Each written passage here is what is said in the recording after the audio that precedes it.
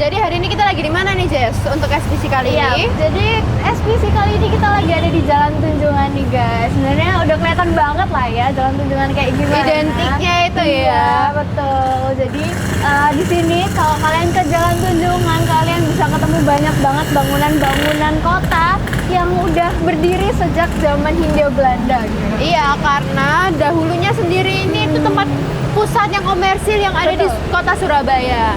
Dan makanya kalau kalian lihat itu bangunan-bangunannya itu identik banget ya, karena emang stylenya khas banget. Tapi kebanyakan sudah direnovasi dan menjadi kafe-kafe atau restoran yang saat ini kalian sudah lihat gitu. Yes.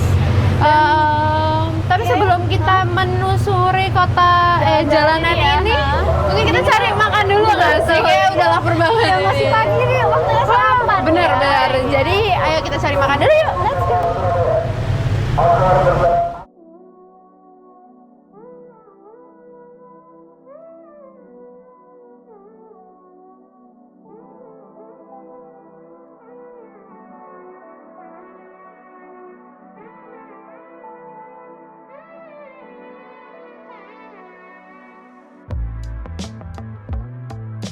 Ya seperti yang sudah kita spoil tadi, sekarang kita ada di Tunjungan. Dan lebih tepatnya kita ada di Bubu Oriental Kopitiam. Betul. Nah, kira-kira kita dalam rangka apa sih, Gap, kita di sini? Coba kasih tahu dulu dong. Nah, hari ini kita mau ajak teman-teman semuanya untuk menikmati sarapan otentik, Jess. Nah, selain itu kita juga mau ngebahas sedikit seputar dunia kuliner. Nah, bener banget nih, guys. Jadi, Kopitiam sekarang ini jadi tempat makan favorit masyarakat Indonesia loh. Dan di Surabaya sendiri itu udah ada berbagai macam jenis Kopitiam yang hadir. Dan kira-kira asal-usul Kopitiam ini dari mana sih, Gap?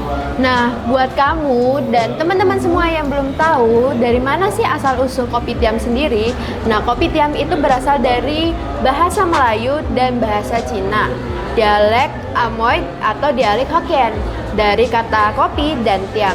Nah, tiam itu berasal dari dialek Hokkien yang berarti toko. Jadi, intinya dari kata Kopitiam itu adalah toko kopi. Gitu. Nah, berarti sebenarnya udah jelas banget ya dari segi penamaan aja kalau kayak sebenarnya budaya minum kopi ini merupakan salah satu warisan kuliner orang-orang Tionghoa yang mereka bermigrasi ke Malaysia, Singapura, dan juga Indonesia. Dan di Indonesia sendiri sebenarnya itu pertama kali Kopitiam ini muncul adanya di Singkawang atau dekat Pontianak. Dan itu munculnya pada tahun 1930-an dan kemudian baru menyebar dari ke Pulau Sumatera. Dan hal ini itu terjadinya karena penyebaran keturunan Tionghoa yang cukup banyak ada di sana.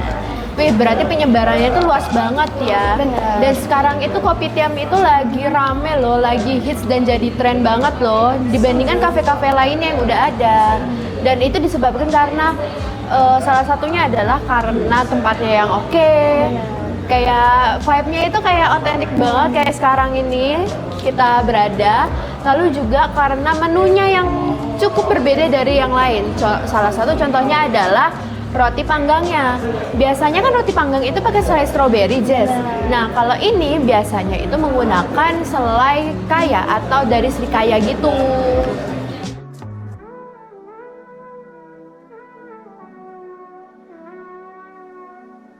Oke, nah di sini kita udah pesen nih, guys. Dan ini udah ada beberapa makanannya dan minuman juga. Yang pertama ini punya aku ada Caesar cut curry rice. Terus punyanya Gaby ada rice bowl noodle. Terus kita punya es teh tarik sama mil malai, dan juga ini ada golden sand bun atau bakpao telur asin. Terus ada roti canai pakai bumbu kari juga. Terus ada egg tart, ada roti kaya, terus habis itu sama cakwe. Dan kayaknya ini pada enak-enak banget ya. Jadi langsung kita makan aja. Ayo kita coba aja langsung nggak sih makanannya.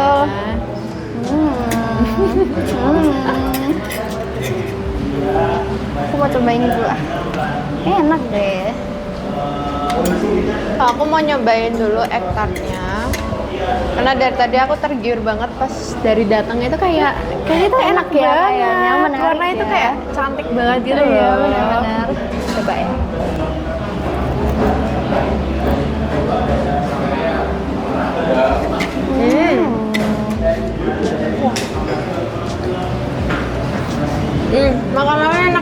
loh, kayak ekstraknya ini kerasa banget kayak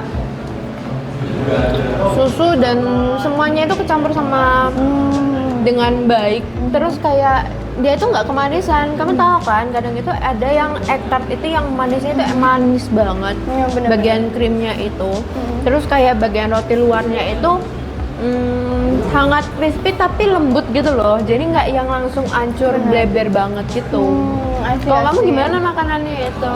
Jujur ini kalau punya aku enak sih, tapi menurutku karinya ini ternyata agak ada pedesnya sedikit, tapi nggak terlalu pedes yang kita gimana. Cuma enak sih, karinya kayak asin, enak. Terus habis itu juga ngeblend dengan sempurna menurutku sama ayamnya yang lumayan crispy juga di luar, dan ayamnya juga masih enak, dan ini perpaduannya oke banget. Enak banget.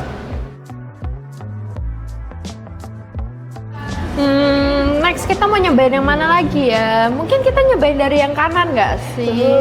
Kayaknya dari tadi itu kayak agak golden gimana gitu. Kayak menarik ini perhatian ya. gitu. Dua-duanya sih. Nah, iya, kamu ini berarti. Oke. boleh. Aku roti cananya aja. Ini kayak menggiurkan banget soalnya karinya terlihat enak ya, teman-teman. Mari kita coba. Tonton dulu.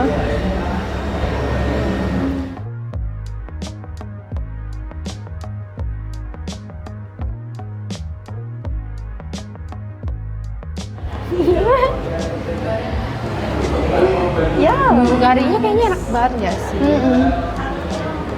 Sangat menggiurkan. Coba deh Jess, coba. mari kita coba. Pakai tangan aja ya. Diangkat. Yeah. Wow.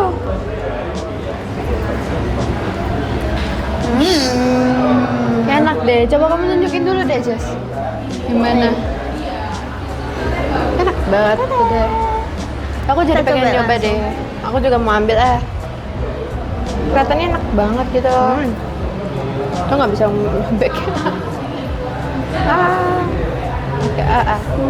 Oke, mau nyoba juga. Gimana? Enak banget loh. Enak. Roti cananya. Ini kurang lebih sausnya sama nggak sih sama yang ini? Kayaknya ya. Sama rasanya. Masih enak tapi ada hint-hint pedesnya sedikit tapi nggak pedes. Roti cananya juga lembut banget. Enak sih ini. aja kalau kita tambahin daging gitu. Bener ya, bener-bener. Itu Kamu nggak mau lebih enak nyoba banget. daging ini terus kamu taruh atasnya gitu? Boleh juga sih. Coba ya, coba ya. Coba. Aku potongin dulu. Nih, kegedean nggak? Kecil. Kecilin. Kecil. Oke. Nih, pakai daging juga. Oh my god. Berubah. Gimana? Rasanya? Gimana? Nggak bisa berword-word gitu ya? Enak sih. Tapi ayamnya tadi karena lumayan gede, jadi roti cananya kayak agak menghilang, cuman enak. Kalau gitu kita lanjut nggak sih? Beralih dari roti canai, di sebelahnya itu ada bakpao. Isinya adalah telur asin. Yes. Lucu banget. Aduh dah. Lucu banget, ini tuh kayak Mulus ya. iya, mulus banget. Nih, mau satu. Oke. Kayaknya ini akan enak banget ya. Kayak dari Jujur aku nggak bau, pernah sih makan bakpao telur asin tuh. dari baunya sih udah oke banget sih menurutku. Ya. Coba aja.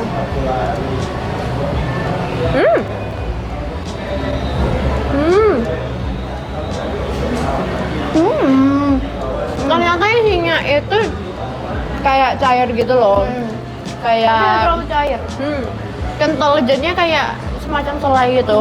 Bukan kayak di pikiranku itu ternyata kayak telur asin yang literally telur gitu loh. Kayak mental telur puyuh gitu ya. Ternyata nggak gitu, dan rasanya juga nggak yang kalau kalian di bayangan kalian ada telur asin gitu, nggak juga kok. Ini masih ada manis-manisnya dan ketambahan juga karena dari roti bakpaonya juga manis gitu kan. Jadi rasanya lebih oke lagi, dan nggak kayak kita makan bakpao yang asin gitu loh. Jadi ini enak banget sih menurutku. Rasanya bener-bener kayak telur asinnya ngeblend sama roti, jadi kayak nggak aneh gitu loh. Karena kan biasanya mungkin kayak banyak orang yang bakal mikir kayak bakpao telur asin tuh aneh gitu, tapi ternyata nggak seaneh itu guys. Dan buat aku yang pertama kali makan ini lumayan enak sih. Dan ini salah satu yang menurutku oke banget sih. Dengan FYI aja, harga-harga makanannya itu sangat terbilang murah karena under 50.000 semua loh. Kayak tadi nasi ini, terus mie ini, semuanya itu hampir semua itu under 50.000 dan worth it lah menurutku dengan suasana yang seperti ini. Dan ini akan sangat mengenyangkan kalian banget sih menurutku. Betul. Enak banget.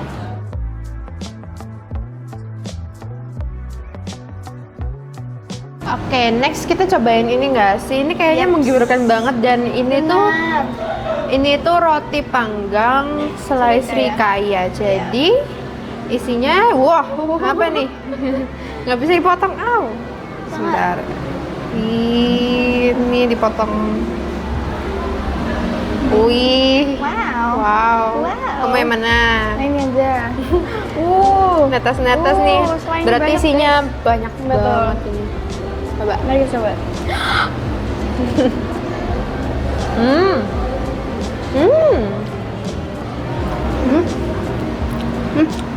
Enak banget nggak sih?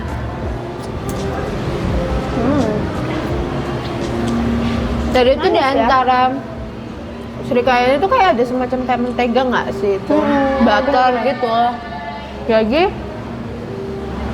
rasanya jadi kayak manis tapi nggak manis banget gitu loh jadinya.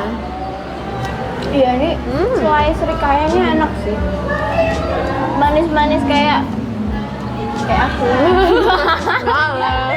Bercanda guys, enggak guys. Malas. Enak. Terus yang dari tadi itu bikin salfok adalah cakwenya. Cakwenya itu gede banget. Jujur aja. Kayak oke. Karena biasanya tuh kayak tipis nggak sih? Iya.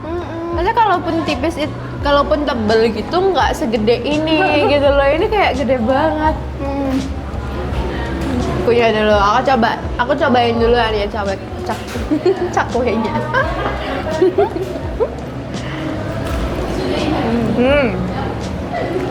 Mana tuh? Apa? Kayak apa ya? Ya rasanya sih kayak cakwe tapi kayak ya cakwe biasanya sih. Tapi ini enak banget gitu loh. Aku tuh nggak suka cakwe karena biasanya tuh cakwe itu terlalu berminyak, yang minyakan banyak banget gitu loh. Dan ini tuh nggak berminyak sama sekali dan maksudnya ya ada minyaknya tapi nggak yang berminyak banget gitu. Jadi pas dimakan itu rasa minyaknya itu nggak yang kemana-mana gitu ya. Bener. Jadi itu enak banget ya. Nah ini keluarnya crunchy banget nggak sih? Kayak kriuk gitu loh maksudnya. Kayak untuk cakwe biasanya kan kayak lembek-lembek gitu kan soalnya kalau di jalan-jalan gitu. Ini worth to try. Iya, makanan-makanan di sini tuh oke banget untuk dicoba banget sih.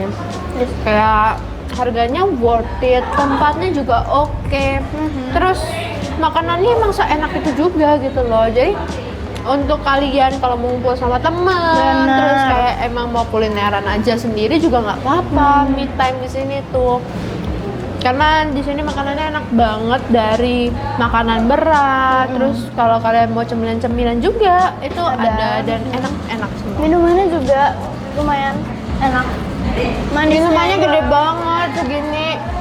Kayak biasanya kan kayak kecil-kecil nggak sih kafe-kafe sekarang tuh, tapi ini itu enak banget. Pas lah pokoknya di sini.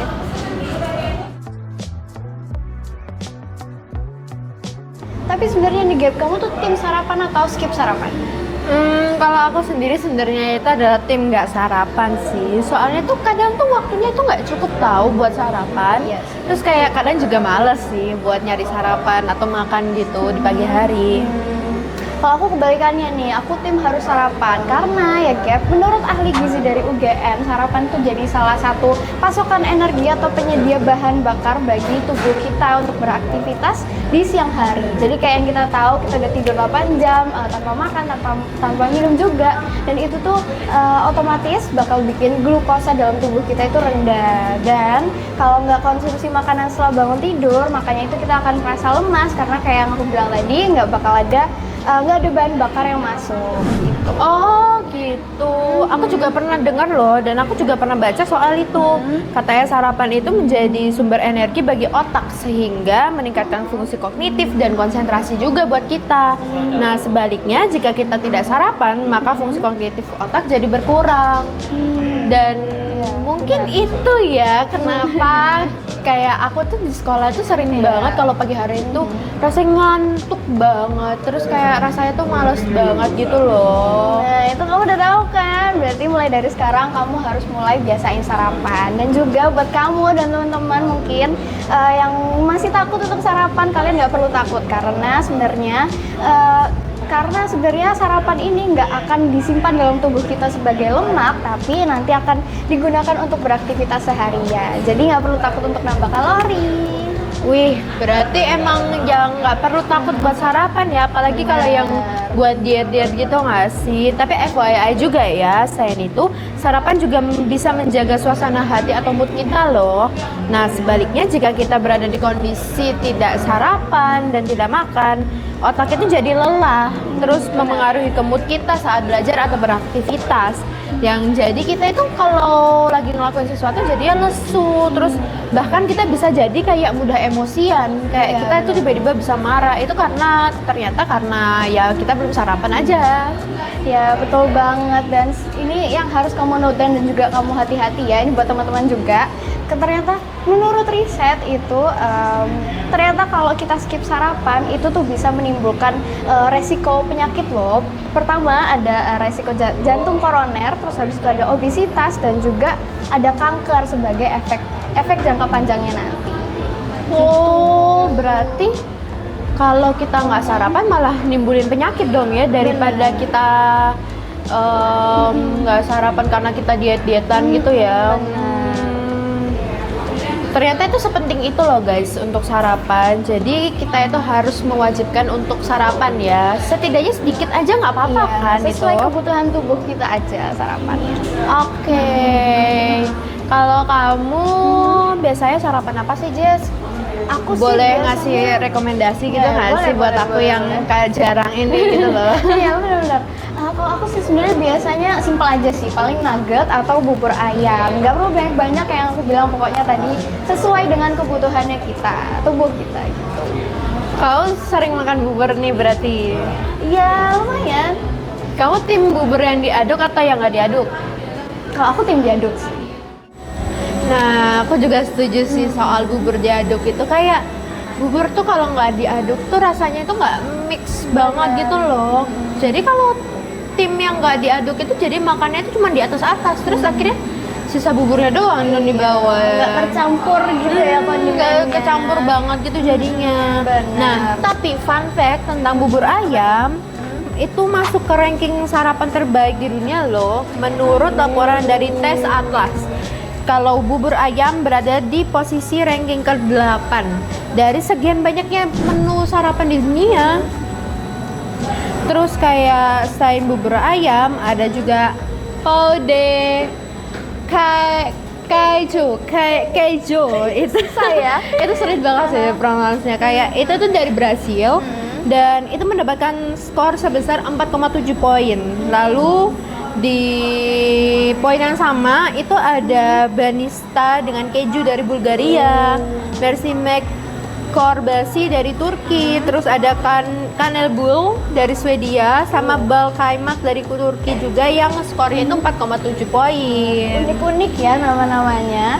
Dan terus yang ranking pertama apa tuh? Nah, kalau posisi pertama menu sarapan terbaik di dunia jatuh kepada roti canai yang tadi kita makan. Bener. Itu dari Malaysia dan skornya itu 4,9. Roti canai mendapat pengaruh dari India dan banyak ditemui juga di Malaysia dan negara-negara Melayu. Dan Kalau kalian sendiri udah pernah nyobain belum? Tadi kita udah nyobain sama kari, terus dicampur juga sama daging. Betul. Nah, setelah itu ada menu sarapan juga asal Eropa Tenggara, komplit tinja dengan skor 4,8 poin. Makanan ini terdiri dari roti pipih tradisional yang terus dipotong jadi 2 dan dilapisi sama krim kental, terus juga diberi telur gitu di atasnya. Kayaknya enak banget sih, kayak dari penjelasannya aja udah kayak enak banget gitu. Bener. Tapi kalau kalian tidak mau yang makanannya itu terlalu berasa atau maunya yang sehat-sehat aja deh sarapannya, biar ya tetap terjaga lah, karena kita juga nggak boleh makan sembarang juga, walaupun itu sarapan memang perlu gitu kan, tapi yang pasti kita harus menjaga juga dari jenis makanan yang masuk ke dalam tubuh kita. Nah, buat yang mau sarapan sehat, ada nih top 5 negara dengan sarapan tersehat di dunia. Apa tuh? Coba spill dong, Gap. Nah, yang pertama itu ada dari Islandia. Menu sarapan di sini itu tinggi akan protein, Jess, serat, dan merupakan makanan yang nutrisinya itu sehat buat jantung. Nah, beberapa menunya itu ada kayak oatmeal, sky yogurt, buah, kopi, dan minyak ikan kod. Jadi itu kayak sehat-sehat gitu loh. Bener-bener. Makanya kalau kita ngelihat orang-orang Islandia juga kayaknya itu bugar-bugar juga kan, karena emang makanan-makanannya itu sehat-sehat gitu loh. Dan iya, terus aku juga mau nambahin sedikit nih. Ternyata di posisi kedua itu ada negara yang tidak lain dan tidak bukan, itu adalah Jepang. Dan pada sarapan ala Jepang ini biasanya mereka punya atau disajikan semangkuk nasi. Ada isinya, ada nasi, ada sup, ada ikan, ada acar, dan juga ada sayuran. Jadi menu sarapan ala Jepang ini benar-benar lengkap banget dan merupakan gizi seimbang banget ya kan. Dan diantaranya juga ada asupan dari serat, protein hewani, dan nabati, terus juga vitamin dan juga lemak sehat. Jadi komplit sekali ya di Jepang itu ya. Empat sehat 5 sempurna Iya, banget bener. ya. Berarti kalau kita sarapan ini tuh udah terjamin banget ya. Betul. Nah, di urutan ketiga itu ada Spanyol. Menu sarapan di Spanyol sangat praktis dan tidak butuh waktu yang lama buat dibuat. Menu sarapan di Spanyol diantaranya itu ada roti panggang ala Spanyol dengan topping tomat dan biasanya dikenal dengan pancon tomato. Dan selain itu, sarapan sehat ala Spanyol ini berupa minuman kopi. Jadi kopi itu sebenarnya juga sehat loh. Tapi kalau sesuatu yang berlebihan juga tidak baik. Betul, dan gitu. kadang juga kan kayak nggak semua orang kalau pagi-pagi bisa ya lambungnya menerima kopi gitu. Terus tapi juga nih kalau buat yang tadi bisa kalau mau lebih sehat ini bisa juga ditambahin buah sama sayuran lainnya supaya asupan seratnya untuk tubuh itu kita seimbang dan juga cukup banyak yang masuk gitu. Betul banget. Nah, di urutan keempat itu ada Prancis loh. Biasanya itu memulai hari dengan menyantap sarapan berupa roti-rotian yang kita tahu kayak baguette, terus ada croissant, terus mereka itu pakai kita terus pakai mentega juga dan minumannya itu pasti kopi. Emang hidangan sarapan terbaik itu ya kayak yang anget-anget gitu kopi Iya, gitu kan. bener-bener Jadi atau teh roti gitu ya. terus ada kopi itu kayak udah pakai komplit banget sih, enak banget sih. Tapi Gap, bukannya kalau croissant itu tuh itu tuh mengandung banyak lemak dan juga ini ya apa gula. Bukan. Nah, itu tuh bisa disiasati, diantaranya seperti mengganti jus buah dengan menyantap buah utuh karena kandungan seratnya lebih besar. Juga menghilangkan mentega saat sarapan ala Prancis ini akan menurunkan kalori dan kandungan lemak jenuh pada tubuh secara signifikan. Jadi ya bisa diganti kayak menteganya nggak pakai mentega atau apa, karena ya balik lagi kan kandungannya juga walaupun manis gitu kan, tapi emang dibutuhkan juga dalam tubuh gitu loh. Asalkan tidak berlebihan, itu akan tetap aman. Benar. Nah, terus habis itu di urutan terakhir nih guys ada Jerman, dimana menu sarapan di Jerman ini juga sama kayak tadi yang nomor pertama itu. Mereka ini makanannya itu kaya akan protein. Nah, contohnya itu ada sosis, ada telur rebus, ada roti gandum, keju, mentega, dan juga ada kopi. Wih, kompleks ya. Tapi di sini tuh kelihatan banget kayak makanannya itu cukup mengandung banyak kalori juga. Namun negara ini juga masuk ke dalam peringkat 5 loh dibandingkan dengan negara lainnya. Jerman dapat dibilang tidak terlalu sehat gitu.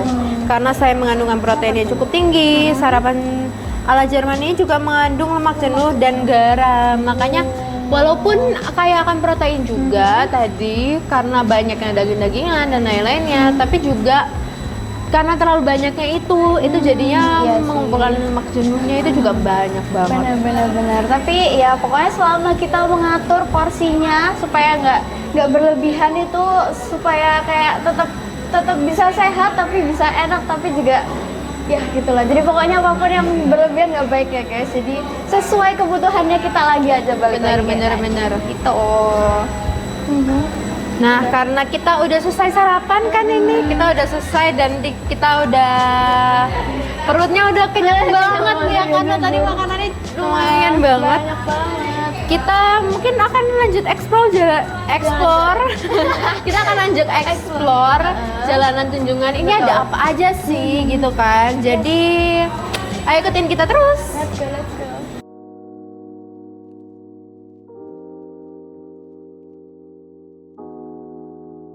Siapa sih Gap yang nggak tahu sama gedung yang sangat ikonik ini? Pasti tahu lah. Siapa sih yang nggak pernah dengar Siola?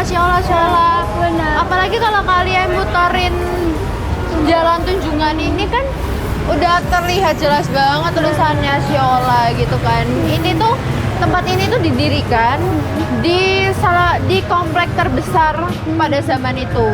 Dan komplek termahal juga dengan arsitektur yang sangat modern. Nah, terus juga buat teman-teman mungkin yang belum tahu, jadi Siola ini dulu adalah pada zaman Hindia Belanda ya, Siola ini dijadikan toko serba ada, dan kemudian pada 1940 nih Gap diubah sama Jepang jadi toko yang menjual barang-barang dari Jepang. Dan dulu kalau di zaman Hindia Belanda namanya adalah Whiteway Late Law atau ya ini toko Siola itu tadi, dan kemudian di zaman Jepang itu namanya berganti jadi toko Chiyoda. Dan di sini iya, terus juga di sini ada QR code yang bisa kalian scan supaya kalian bisa tahu sejarahnya toko Siola ini kayak gimana sih gitu. Di sini itu juga sekarang menjadi pusat layanan umum ya. Jadi di sini itu tidak hanya menjual barang, menjual pakaian, tapi di sini juga menjadi pusat layanan umum Masyarakat. juga di Surabaya. Iya, betul. Gitu. Nah, sedikit fun fact nih guys, kayak yang kita lihat tadi di sekitaran Jalan Tunjungan itu tuh kita bisa menemukan kode-kode QR serupa di berbagai bangunan lain. Dan kode QR itu isinya adalah sejarah atau penjelasan terkait bangunan tersebut. Keren banget nggak sih?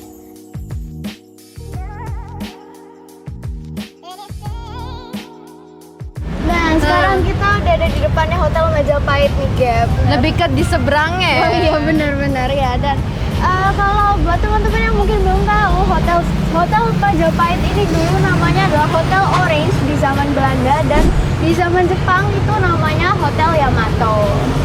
Nah, di hotel ini juga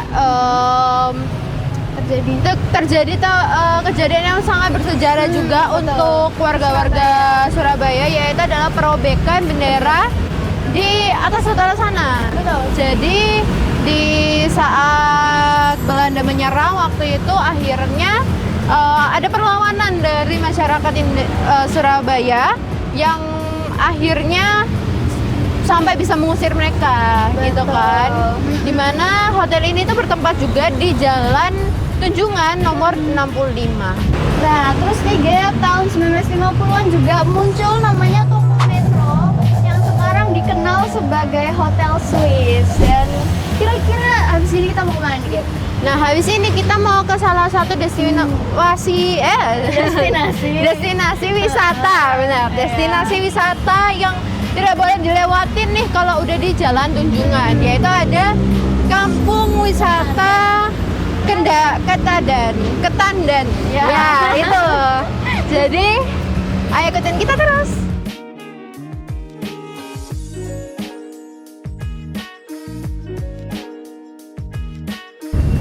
Nah, sekarang kita ada di destinasi terakhir kita di Jalan Tunjungan ini loh, Jess.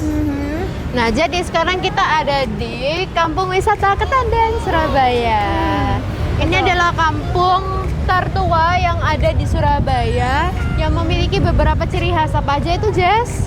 Yang pastinya dia ini masih dalam kampung ini tuh banyak rumah-rumah yang masih mempertahankan arsitektur era kolonial ya, Gap ya. Bener. Ya, dan juga kampung ini kerap dinamai sebagai segi empat emas Surabaya. Dan meskipun dihimpit sama bangunan-bangunan modern, tapi yang kayak aku bilang tadi dan yang tadi itu kampung-kampung ini masih punya nuansa zaman dahulu yang masih kental gitu. Nah, di sini kalian bisa menemukan beberapa hal nih. Contohnya ada makam Mbah Buyut Tondo. Itu adalah makam nenek moyang masyarakat Kampung Ketandan. Lalu ada Masjid An-Nur dan Joglo Cak Markeso.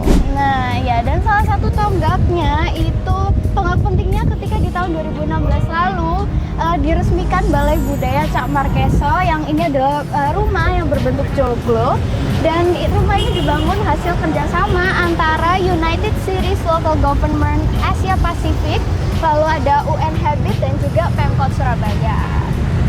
Nah, penamaan Markeso sendiri dilakukan sebagai penghormatan kepada seniman besar kota pahlawan ini loh. Betul. Nah, Balai Budaya yang terletak di tengah-tengah Kampung Ketandan ini digunakan sebagai ruang publik sekarang yang berfungsi sebagai penyambung rasa. Jadi masyarakat kampung sini nantinya akan berinteraksi dan berdiskusi tentang segala hal menyangkut lingkungannya, itu nanti bakal di sana gitu.